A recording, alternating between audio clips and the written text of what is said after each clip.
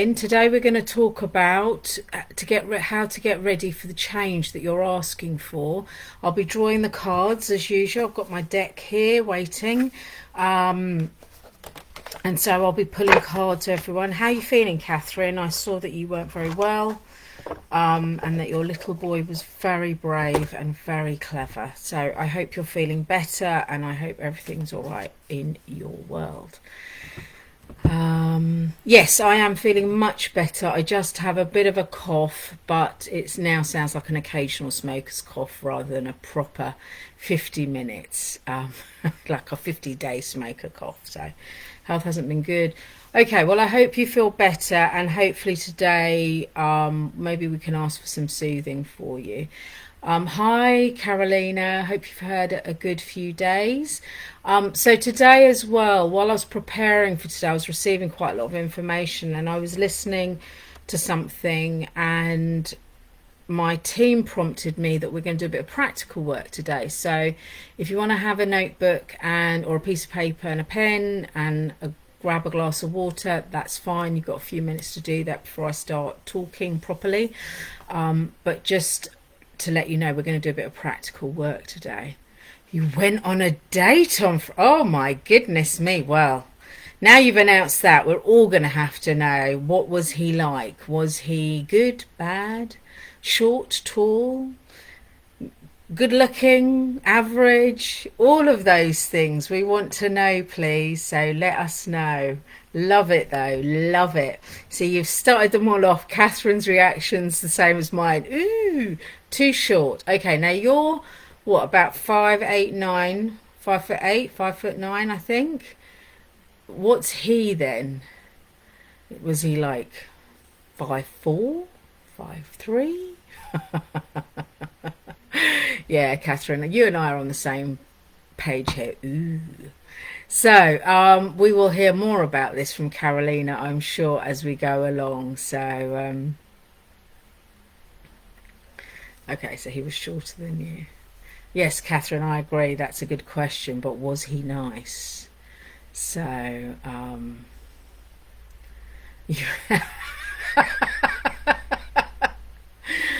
okay then. All right, well, I think we better move on.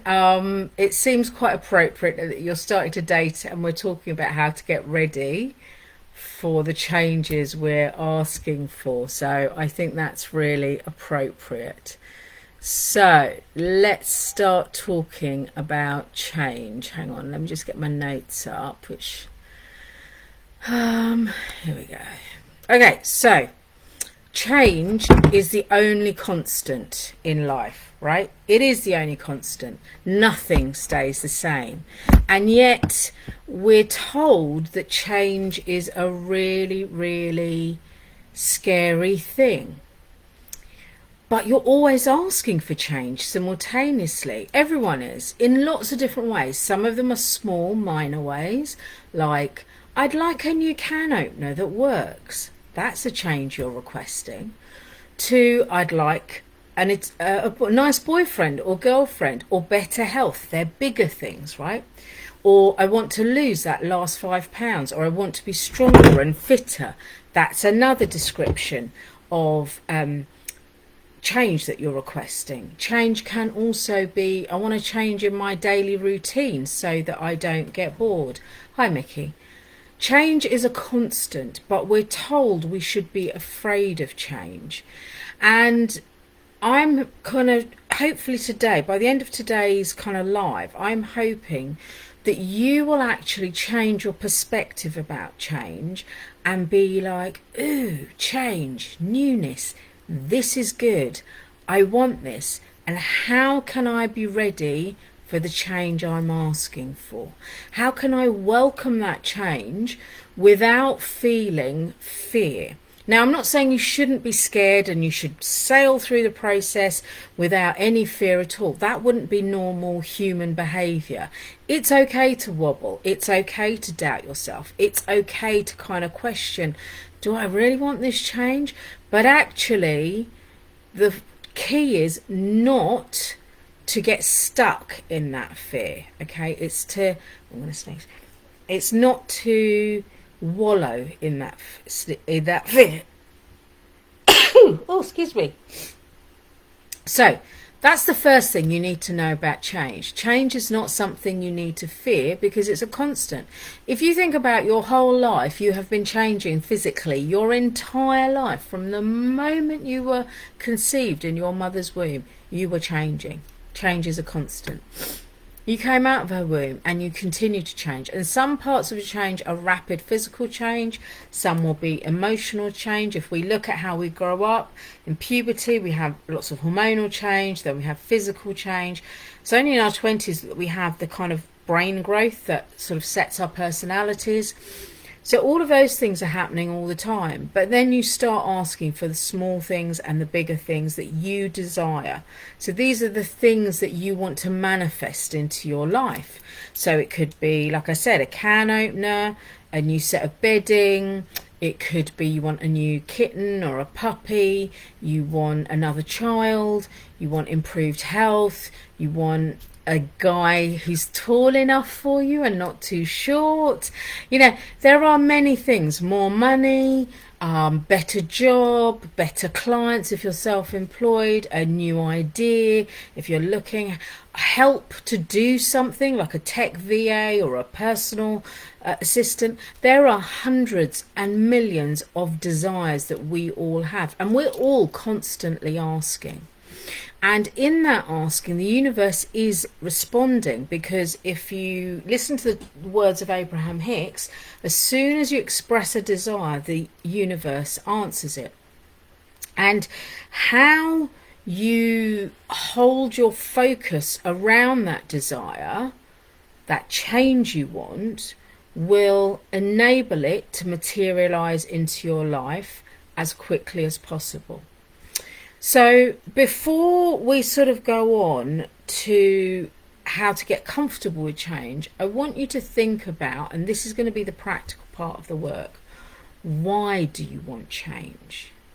What do you think? Oh, I don't know why the video's freezing. Sorry about that. What do you think will happen if you get the change you are asking for? Will you feel relieved? Will you feel freedom? Will you feel my life is altogether better for that thing, right? So you need to think about, what will you get if you get the change you're asking for? And part of this is about understanding your identity. So when I say your identity, what I mean is, who are you and how do you show up in the world? Okay. I was listening to a podcast. It's the Diary of a CEO, and it's the episode with Jim Quick. He is most famous for talking about speed reading and how to read and absorb things really, really fast. But one of the things he asks his clients is, what is your dominant question? In other words, what is the thing that you are trying to do in this world, right? So, if I take myself as an example, my dominant question whenever I interact with anyone, whether on a work basis or in a personal basis, is, how can I empower them, right? So how can I help them? So it could be from introducing them to a plumber or a builder, to giving you guys information that hopefully will make you think, kind of nagging you a little bit to speak to your higher selves more often, to use your energetics, to really, really focus on how to help you move forward. That's what my dominant question is. How can I empower you? I have a secondary question, which is, how can I show people in my personal life particularly how much I love them? So one of the ways I do that is through food, because I love feeding people. I love finding new recipes and then I like cooking them, and then I love sharing them, and then I love the oohs and the ahs and the this is delicious. That feeds me back, right? But I've really enjoyed feeding them, and it's my way of showing them that I really care for them. This is not unusual in women, right? A lot of women like to do personal acts of service for the people they love as a way of showing them that they love them. Now, you have to have boundaries around that, because I'm not saying don't do everything without boundaries, but this is one of the questions, and we're going to do this in a moment in a practical way, that I'm going to ask you to sort of feel into that, okay? So I want you to take a deep breath. I'm not getting all your questions through at the moment, so I'm hoping more will come through. Okay, I can see that Mickey was the last one to comment. So I want you to close your eyes for me and just take a deep breath, right? And you're going to connect to your higher self. It doesn't matter whether you've connected to them before or not. What I'm going to ask you to do is just connect to your higher self by asking them to bring their energy and blend it with your soul energy through your hope vortex, which is in the middle of your solar plexus, which is in the middle of your chest, just about there. Okay? So you're going to ask your higher self to come in and connect with you. And they're going to blend their energy with your soul energy. And as they do this, because you are now connected to your higher self and your soul energy, I'm going to ask you to ask them, what is my dominant question? When I interact with other people, what is my dominant question? And I want you just, if you can, to put your answers in the comments. Now, there is no right or wrong. There is no, oh, it should be a different answer. It just is. And the beauty of this question is that as you, I'm going to talk about how you remove the fear, Catherine. As you ask the question and you understand it, you can change your question to something else. So I'm going to pick on Catherine a little bit, just because she said, how do you remove the fear? So Catherine's dominant question, and Jim Quick had a similar question, right? Jim Quick suffered a traumatic brain injury when he was about 4 or 5. He talks about it on this podcast. And for many years, his dominant question was, how can I hide? Because he didn't want to be identified, and he had been previously, as the boy with the broken brain. So Catherine's question might be, how do I just survive each day, right? It would be a reasonable question if she's, unwell. But what Jim Quick decided was, after a while, and this was many years, he actually decided to change his question to, how can I fix myself or fix my brain? It's a different perspective, right? And it's in the understanding of that question that you understand partly why you're asking for the change. So if any of you have got anything back from your higher selves, I would love to hear it. I'm just checking if there's some answers, because I'm not really getting any.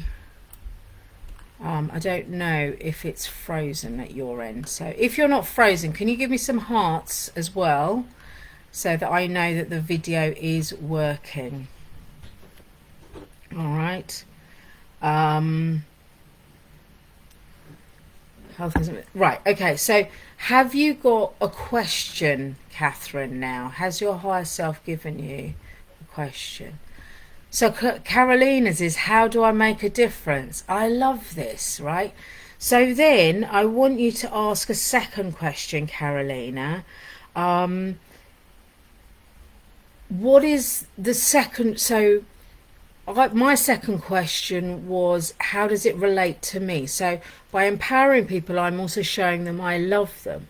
So is there a secondary question that drives your need for change? So ask your team that now.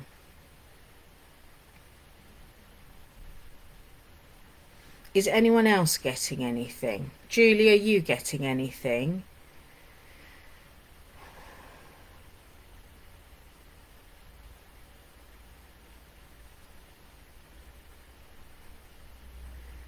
So,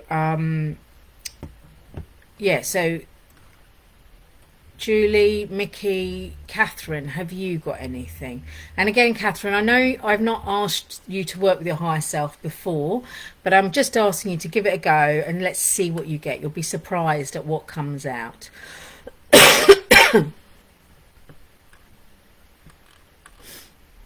So, and then also, if you can hear me all right, can I ask you to give me some hearts and some lives? There we go, there's some hearts. Hi Melissa, how are you? So your timing is perfection.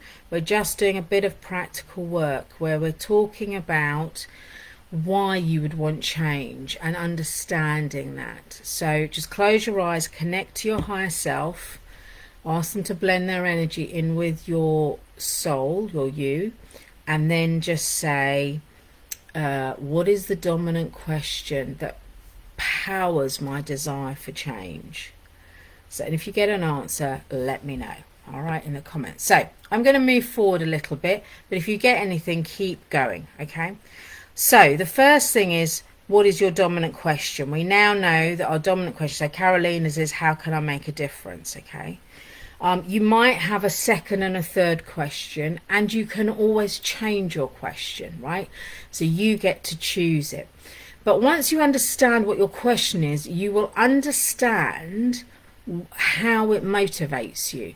You will understand how it informs your behaviors. So, for example, if you were someone who felt like a victim, right?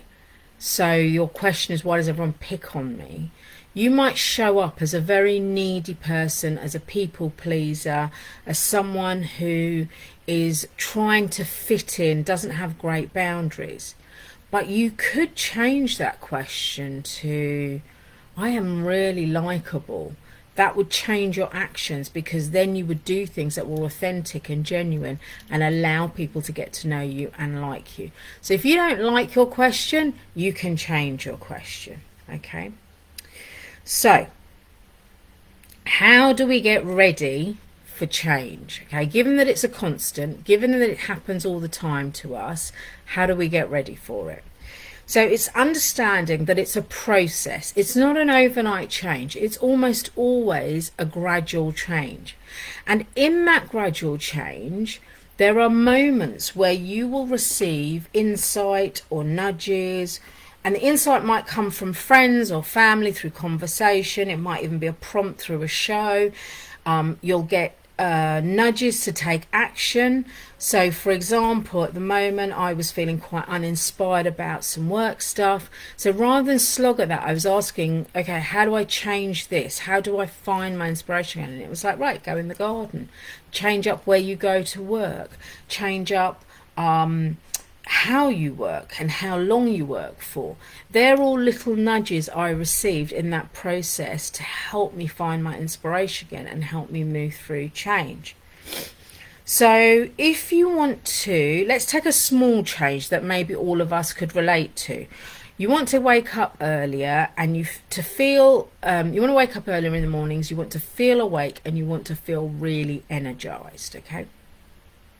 And ready to go. You don't want to be rolling over going, oh, I'm so tired, pressing the snooze button umpteen times and then missing your alarm, etc. Okay. So what we're going to do is we're going to ask your higher self again. Because we haven't disconnected from your higher self, we're going to ask them, if that's my goal, to just get up earlier in the morning and feel wide awake and feel energized, what is something we can do that can help us to experience that small change? It's such a small change, and it's not one that's particularly scary, because quite often when change feels overwhelming and scary, it's about breaking it down into much smaller steps.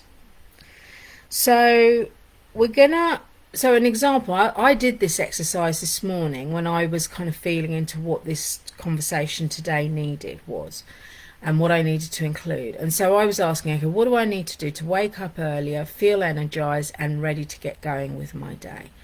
And so when I connected to Athalia, my higher self, what I received was I needed to go to bed half an hour earlier than I have been.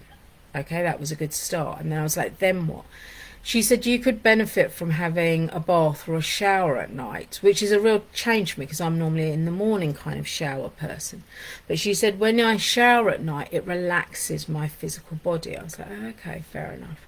And then she was saying you must make sure that the window's open, which it is most of the time, just to have that stream of fresh air because sometimes in the night you get very hot. She also told me to eat my dinner earlier so that there was an even longer gap before I went to bed. Normally there's at least 3 or 4 hours, but she's saying an even longer gap would benefit me. She was also telling me I needed to sit outdoors. So what I want you guys to do is to close your eyes, take a deep breath again, feel your higher self connecting with you. They haven't disconnected. And ask them, how can I wake up tomorrow morning and the next morning and the morning after that feeling good, feeling energized and ready to go? And if you get something, can you put it in the comments please, because it'd be lovely for everyone to see what you're getting.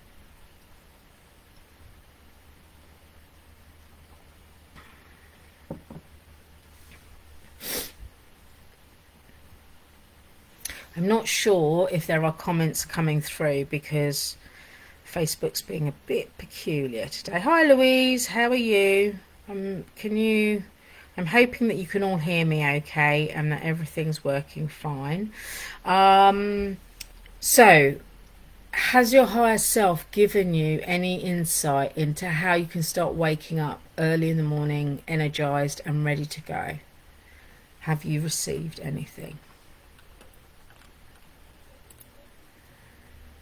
Okay. So Julie's question was, how can I appreciate what I have and be happy? Okay. So that suggests, Julie, that your base premise is that I am unappreciated. Does that feel true to you, that you are not appreciated, which makes it very difficult to feel happy and appreciate what you have? So Louise is saying her intermittent fasting is helping you wake up earlier in the morning. It's fantastic. So ask Sean now, that's your high self. For people who don't know, it's Louise's high self. Ask Sean about, is there any other steps you can take that will help you feel super energized in the mornings, assuming you want that. But I'm just trying out a small change with you just so you can see the process. Okay, you might have missed the bit, Louise, where I talked about Jim Quick from The Diary of a CEO, the podcast, where he was asking, why do you want change? And there are some dominant questions that we always ask. So mine is, how can I empower people? Carolina's is, how can I make a difference? Julie's is, how can I appreciate what I have or be happy? And it's like, because in Julie's case, for example, she doesn't feel appreciated herself. So how can I do that for other people if I don't have that for myself? I hope that makes sense to you. So I want you to understand that the way you break down fear, and this is in direct answer to Catherine's question, is you break the process down. Don't look at the huge end goal. Look at what little thing can I do to feel better for the next 10 minutes or the next half an hour or the next 3 hours, right? So it might be, I've spent the day pretty much on my laptop today, and I was asking what can I do to feel better because I feel quite tired, and the answer was you need to go out into your garden. So guess where I'm going to be after this live, right? I'm going to be out in my garden, getting some fresh air, enjoying my plants, checking my tomatoes. I'm very precious about my tomatoes. Checking on my sweet corn plants and my cucumber plants, because this year I've been playing with growing veg. So, and just the thought of that is lifting my spirits. So Catherine, in direct answer to your question, ask, what is the little thing that you can do that would make you feel better? for a few minutes. It could be drink a bit more water. It could be watch or listen to something that's really something that you wouldn't listen to. I've been listening to several podcasts, and I've been learning about brain health. I've been learning about and following a couple of people around that. I've been listening to people around nutrition, and I'm really educating myself at the moment because I have a desire to change my physical body, but I also have a desire to live a long life, right? Sean's reminding me to get out of bed. So, but it's through that education and then taking small steps that I'm getting rid of the fear that big change can bring me. So that's a really powerful reminder, Louise, because actually getting out of bed is probably for some people the hardest thing. Mel Robbins says one of the things she did when she began to change how she showed up in her life was she would give herself a countdown, and when she got to zero, she had to get up and do the thing she was doing, and she started it with getting out of bed. She used to be a terminal procrastinator when it came to getting out of bed, but I think she did 3, 2, 1, and at 0, that was it. You had to get out of bed. So for some of you that are procrastinators and find it really hard to do things, especially where change is involved, maybe look at that as a technique. 3, 2, 1, or if you want 5, 4, 3, 2, 1, and then bang, I have to take action, right? Because that's the promise you made. Now, the beauty of getting ready for change and then allowing change to happen is every time you take an action that creates change, that allows change to happen for you, yeah, most people wait until it is, right? It's the 5-second rule. Thank you, Carolina. So every time you allow yourself to act on the nudge, on the intuition, on the reason for change, what happens is you start to break patterns in your brain. You start to change the neural pathways in your brain. This is a physiological change you create in your brain. You start to break down fixed habits, fixed thoughts, and your conscious mind begins to understand, oh, okay, this change felt quite good. And then, oh, this change felt okay. And then this change felt okay. And so what happens is it begins to enjoy change.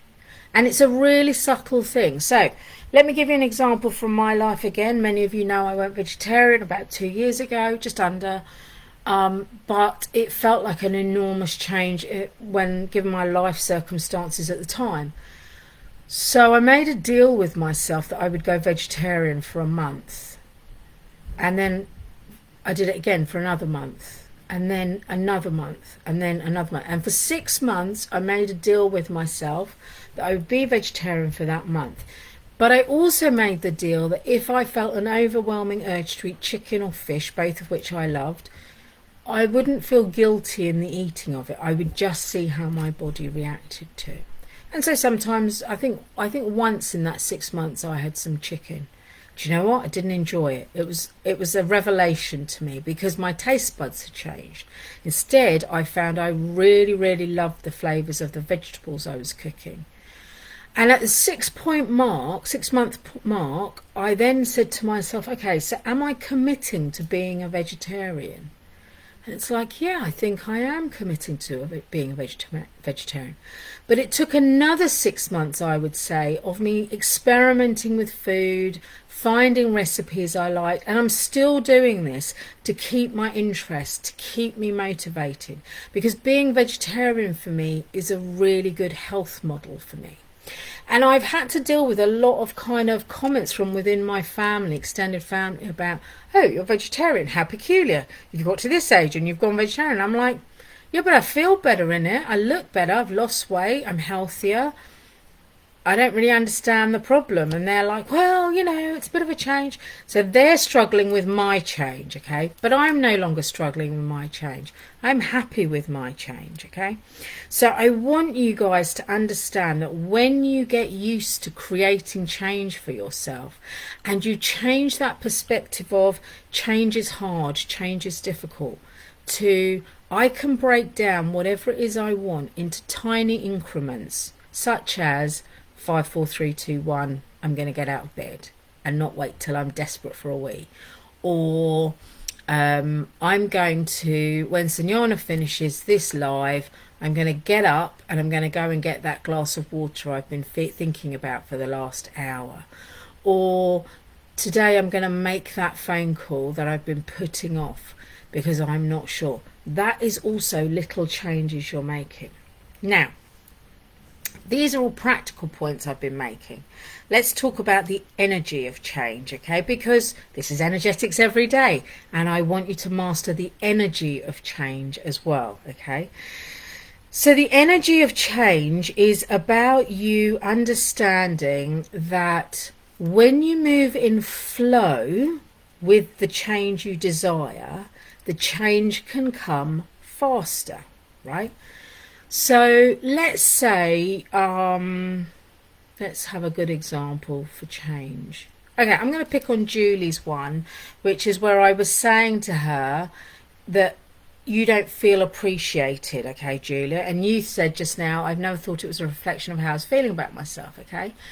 So I want you, Julie, and you can all do this, right, with your thing, okay, the thing you want to change. It doesn't matter what you want to change. This energetic process will work with all of these things, okay? You want to close your eyes, take a nice deep breath in and out, connect with your higher self again, and then we're going to ask them to show you the flow of energy from where you are now, where you don't feel appreciated, to a target of I do feel appreciated by myself and other people around me, because that's the change you're desiring, Julie, okay? And I want you to notice what that energy feels like, first of all. Does it feel like, now, if you are a visual person, imagine it like a stream of light from going from you to that target. If you are a feeling person, how does that feel to you? Does it feel like it's moving easily towards the target? Does it feel like it's smooth, or is it juddery? Is it sticky? Is it viscous? Is it like a pure liquid flowing with ease and effortlessness, right? Is it jagged? How does it feel to you? If you are someone who is kinesthetic, in other words, you know stuff, then you'll know the answer to the question, how does the energy feel?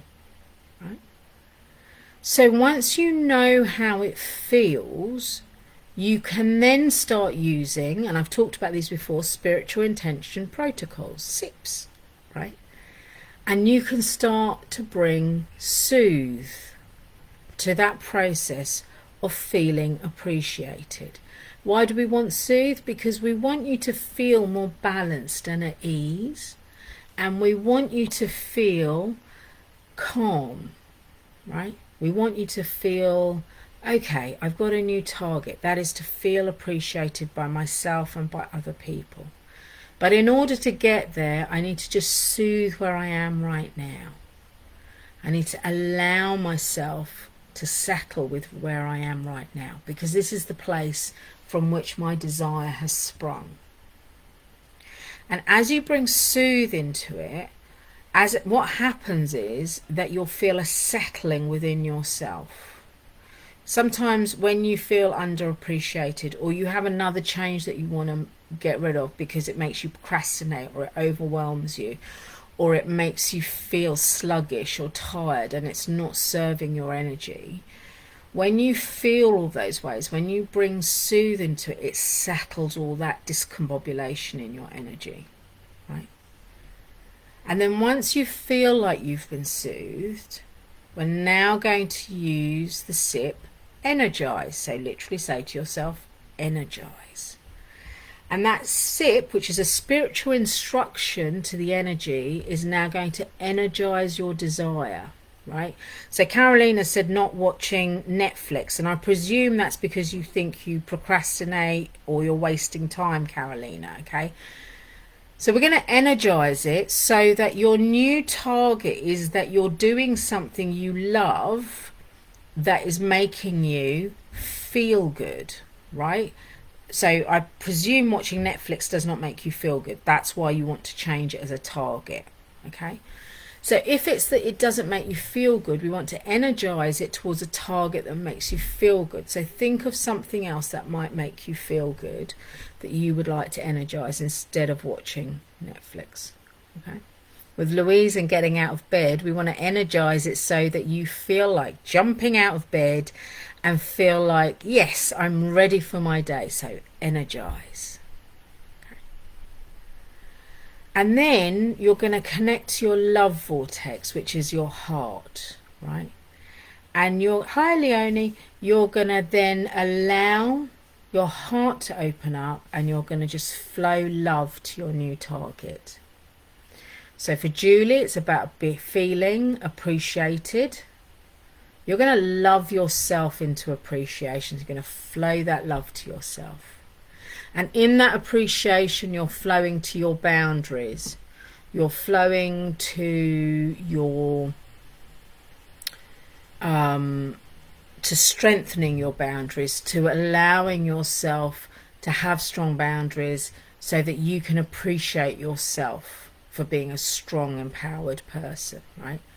For Louise, it's like, I'm going to flow love to this because I don't think it does my body any good for me to be desperate to have a wee, and actually, and hopping out of bed and feeling super energized, I'm going to feel really good. That's what you're energizing, and you're flowing love to it. And for Carolina, with not watching Netflix, it's a similar thing. You're flowing love to allow yourself to feel good and to target something that you want to do instead. And for Catherine, who hasn't been feeling healthy because she's got some health problems, if your target is to feel better just today till you go to bed, because small increments always helps, right? Then you are going to use the sip of Soothe, then we're going to energize, feeling good this evening, and then we're finally going to, for you, we're going to use Settle, right? Because settling will also help. And then flow from your heart to your target of feeling better this evening. Just flow some love to it. Imagine love hearts going along this train of energy stream, just helping you feel good. So why does love matter? Because love beats fear, and fear is the thing we're changing when we welcome change. All right, so I hope that's helped. You're seeing yourself being very, oh, now that, I love that, Louise. I actually tried this process this morning. I actually was up and about almost 2 hours earlier than I had. So that's extra time. And with that extra time, I caught up on a load of stuff that was outstanding. So do you see what I mean? Like, that feels amazing. Okay, so tomorrow I'm going to do the same process again. And I had to use the 5, 4, 3, 2, 1 process as part of my getting out of bed. Okay, so I shall love you and leave you. For those of you who are watching this on replay, I'm going to ask you to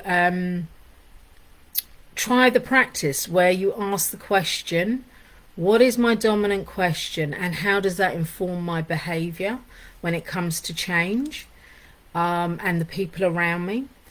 And is there a second question that I need to I ask of myself? These questions, remember, are conscious as well as unconscious, but they really dictate your behavior, and they really can make a difference in how you act towards the idea of change. Okay, any questions, put them in the comments afterwards if you're watching on replay, and I will try to answer them as soon as I can. Take care of yourselves, have a good week, enjoy the weather, and I will see you all back here next week. Take care.